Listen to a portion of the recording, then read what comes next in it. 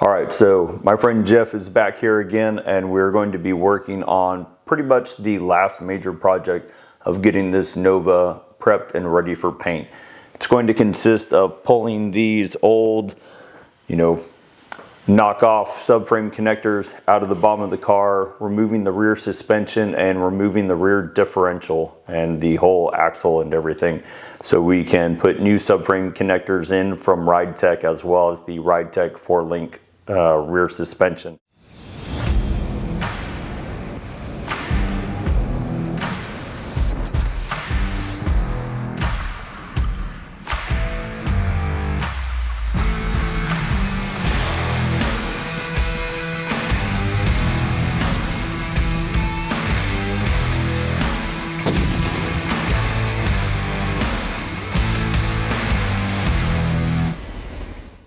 Let's talk about what all we're working on rectifying with swapping all these parts out.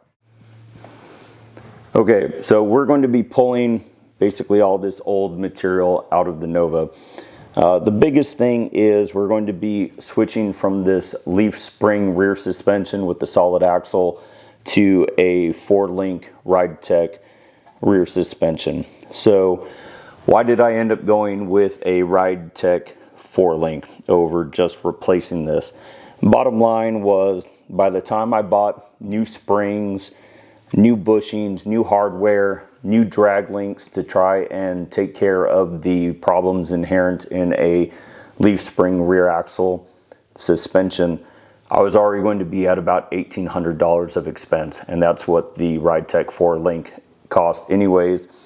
And the 4-link is going to give me better road compliance, better handling, better traction characteristics. So in the end, the 4-link is only having the added expense of paying for the coilover shocks, which are adjustable and will once again contribute to a better ride. So ended up being pretty much a no-brainer for me, especially since I'm building this car as a pro mod. I'm not tied to trying to keep things stock. Let's talk about some of the reasons also why all this stuff has to be replaced and why I'm not going the same route again. So this car had, a pretty standard Nova rear suspension where someone put drag links on it. And these drag links, as you can see, hang down quite low from even the factory suspension. And with these U-bolts back here, they hang down probably an extra 3 or 4 inches further than even the rear differential. So you end up having ground clearance issues, and you can see somebody bent this U-bolt. They smashed this front end of the drag bar, and we'll show you a shot where this front spring mount has actually been pushed back and ripped out of the front suspension mount. And the result of that is, besides damage to the car, you can see I can get my whole width of my palm in between the fender well and the front of this tire, whereas on the back, I can only get 1 finger width in.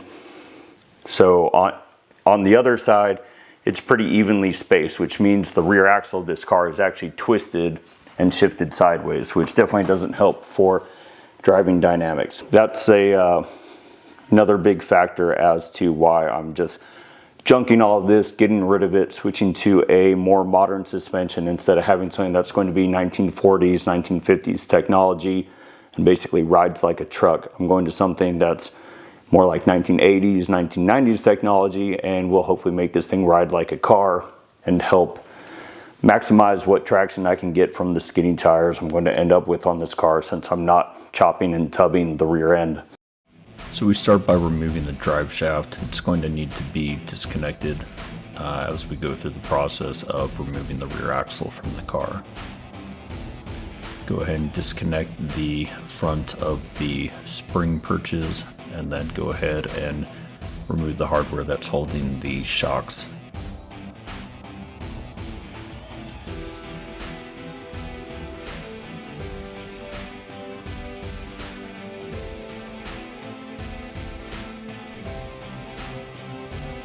Once the shocks are unbolted, we can go ahead and just pull them out. disconnect the leaf springs from the shackles on the rear of the car.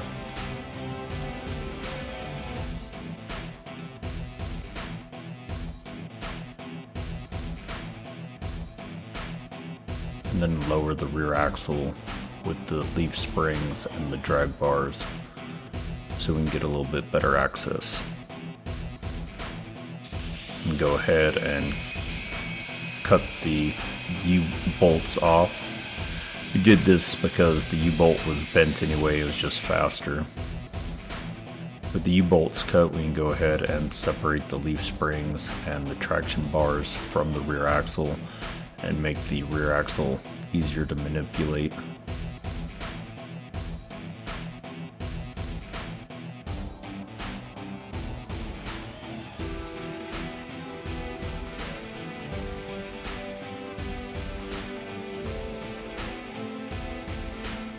Once the leaf springs and the traction bars are off of both sides, just went ahead and put the rear axle onto a moving dolly and pulled it out the back of the car.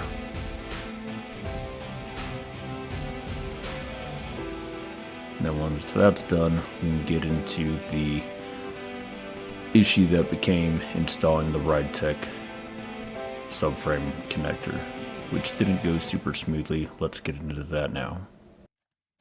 Okay, so here you can see the Ridetech subframe connectors don't quite get past the bushing. I'm going to have to grind them out a little bit so they can slide all the way up to the subframe.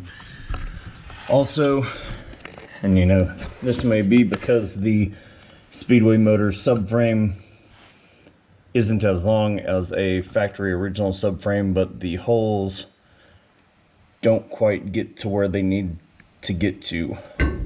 So I'm going to have to extend the subframe connectors and make it to where there's enough metal beyond the end of this subframe by adding some metal into this portion here to make it to where I can actually drill through this subframe and drill into my extended metal to make it to where I can bolt in the subframe connector to the subframe and make this whole system work. So I start by marking and then cutting off the pieces of metal I'm not going to use from the Ridetech subframe connectors, prepping new metal, and then welding it on using the TIG welding process.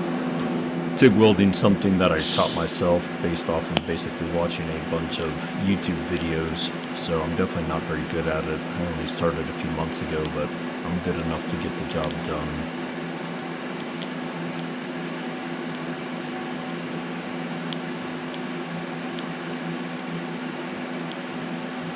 Next up, grind the welds down flat so it looks a little bit better once we paint it.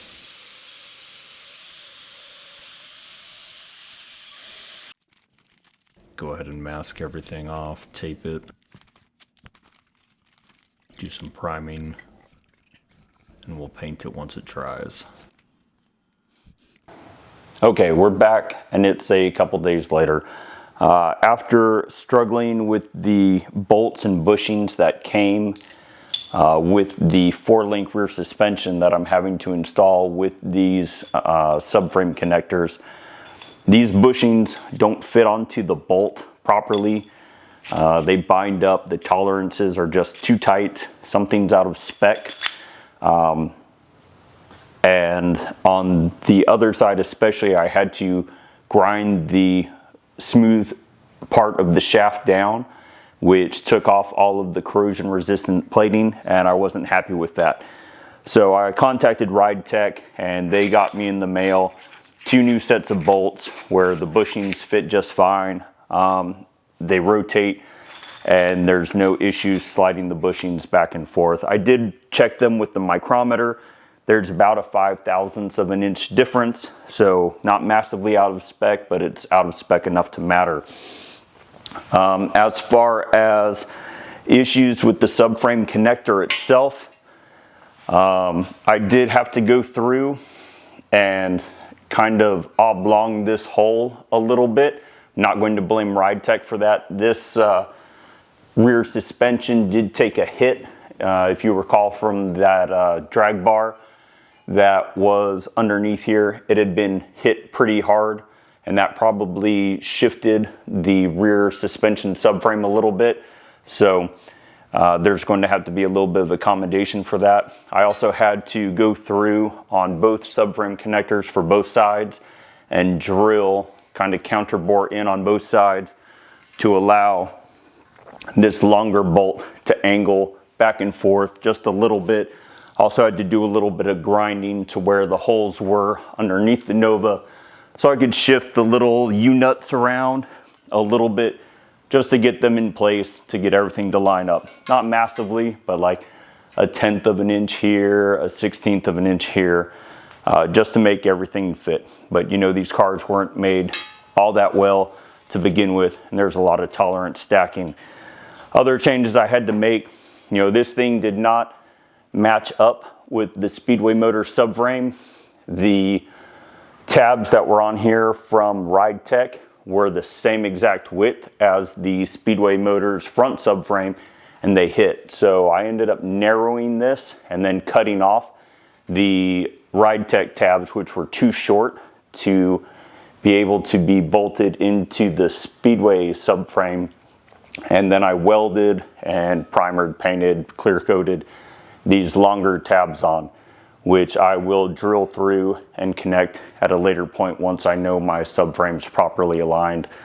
So I also had to grind out a little bit of extra space into this little U-shaped channel that goes around the body bushing, because it was also too narrow to fit around that body bushing. So grinded that out as well, you know, probably a 1/16 of an inch or even less, just to make it fit.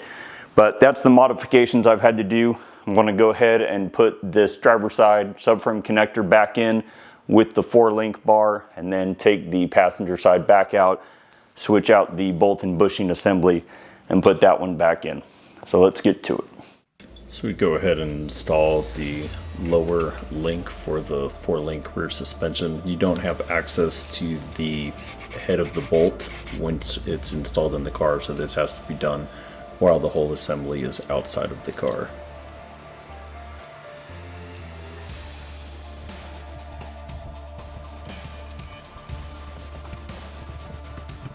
Get some bolts started. Have to give it a little bit of love with a mallet to make sure everything's lined up, because like I said, I had to go ahead and do some grinding and some fiddling with it to make it line up, so there's not a whole lot of extra space, and you gotta get it in just the right place to make everything work.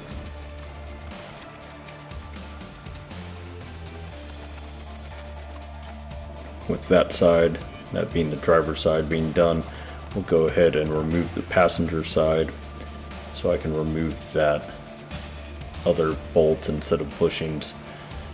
That was so out of spec that I had to grind on it for about an hour.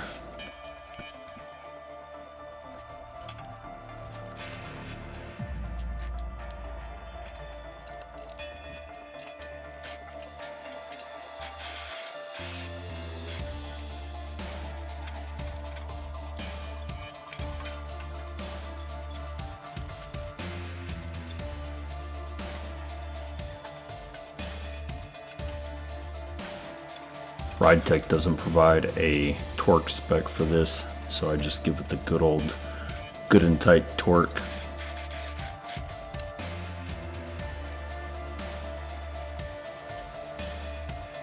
And put it under the car.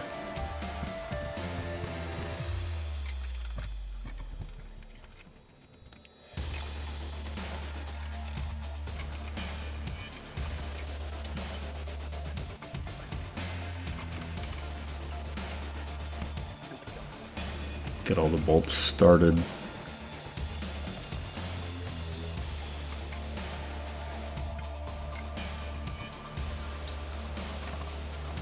I also ground down a section of the body bushing in order to account for the thickness of the metal from the subframe connector, so the bushing would still sit properly within itself and against the front subframe.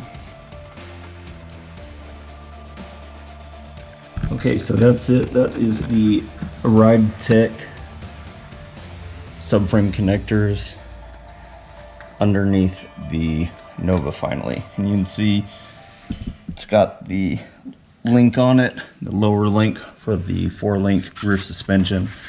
It has to be bolted in before you put the subframe connector in, because you don't have access to the bolt on this side once you have it in the car. So all in all, it's nice. I like it. It's definitely a bit better engineered. It's kind of hard to tell from this up close GoPro angle, but it is sectioned and welded metal to kind of conform to the bottom of the Nova's floor pan and make it to where it doesn't sit any lower than it absolutely has to.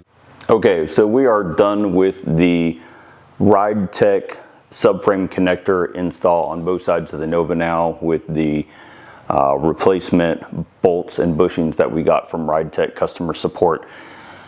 What I appreciate most about these Ridetech subframe connectors is the engineering and design and the fabrication that went into using multiple pieces of sectioned steel welded together in order to make it to where the subframe connector is as hidden as possible. You know, these are the subframe connectors that used to be on the car.